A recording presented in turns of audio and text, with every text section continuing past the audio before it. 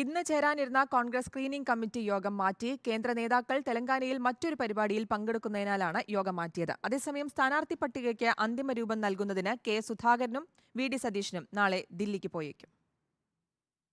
വയനാട് ഒഴികെ സിറ്റിംഗ് സീറ്റുകളിൽ എംപിമാർ മത്സരിക്കാൻ തീരുമാനമായിട്ടുണ്ട്.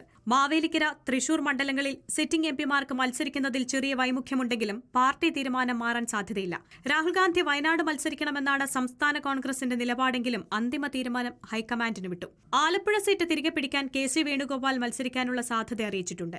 ഈ സാഹചര്യത്തിൽ കേരളത്തിലെ പട്ടിക പൂർണ്ണമാണ്. ഈ സാഹചര്യത്തിലാണ് ഇന്ന് കൊല്ലത്ത് ചേരാനിരുന്ന സ്ക്രീനിംഗ് കമ്മിറ്റി യോഗം മാറ്റിയത്.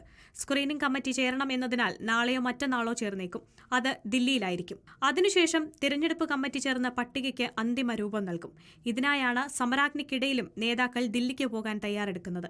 സമരാഗ്നി സമാപനത്തിന് സ്ഥാനാർത്ഥികളെ ഔദ്യോഗികമായി അണിനിരത്താനും ആലോചിക്കുന്നുണ്ട്. റിപ്പോർട്ടർ, തിരുവനന്തപുരം.